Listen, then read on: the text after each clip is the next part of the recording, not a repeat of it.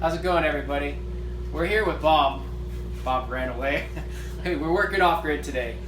This is in a neat place. Hopefully he'll let us show you his shop if it's not too dirty, but we'll see. This Bob is a iron worker and he does amazing stuff, and he does it off the grid.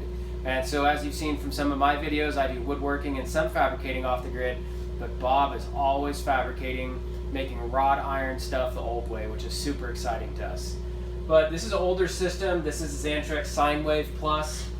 This is a great inverter for its time. Each inverter is 120, so we're getting 240 volt output from it. We had to rip this thing open, and we're gonna change the fans in it. Now, I've never done this, and so it's kind of exciting, and I thought, hey, let's show everybody what we're doing today. So basically, we're gonna try to pull the control board out. We're gonna access the dual fans that are behind here, and I found some Outback fans that are direct replacements for it, and we're gonna try to switch these things out because we're starting to have overload because of thermal on it, and add excitement. We got tons of lightning and thunder going on outside, so we'll see if we can leave here unscathed. So we'll show you what it's like back together, and talk to you guys soon. Alrighty, this is what the thing looks like empty. We pulled the fan housing out, circuit board out, and we have a big hole now that we're going to change the fans and put the assembly back in. Okay, so we're on step 2. We took this enclosure out.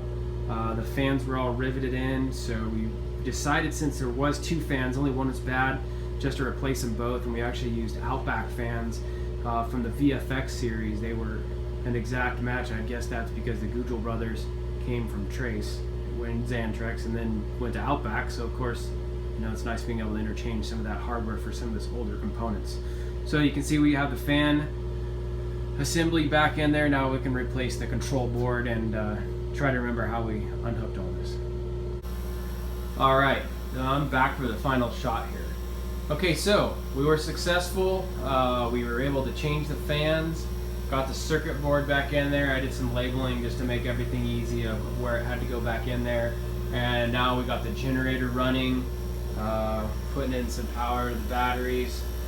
And we're hoping these things come online here pretty quick and we can see some action from the fans.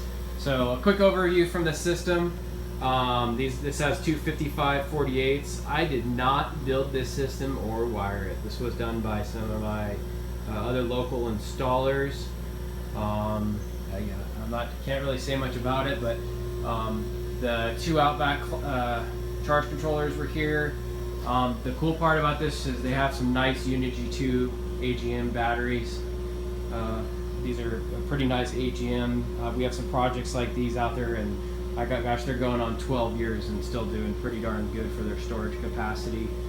They put a utility meter in, which is pretty nice. Like I said, this is a big shop, so they have a generator sub panel, which is, you know, something I also like to do. But one thing I have done on this system, because I've been taking care of it now for a couple years, last year the homeowner and the year before last, the homeowner, I added the Midnight Classic. You can kind of see my work right there. And we put 12 more panels on because he was just using quite a bit more power than what it had. The other thing that we found also when I ripped this system apart was the stacking cable that bridges the 2 inverters together to make 240 volts was unplugged. So he really was out of phase, and it was spitting out weird voltages, and he was having a lot of random problems. And so we diagnosed it and came back to the stacking cable wasn't hooked up and the phase alignment was out, so he was able to do a lot more and run some other equipment once we got that fixed. So I don't know, so I hope you guys liked this little repair. This was in no means a way to teach anybody how to change their fans. It was just one of those things saying, this is what I did today, this is the kind of stuff I do every day, fixing stuff all over the place, keeping people that are off the grid kind of up and going, and trying to save everybody's day. So thanks for watching, and I'll see you guys soon. I got, like I said, a bunch of neat stuff coming up, and I'll try to throw up a quick video of the new off-grid wood shop. Take it easy.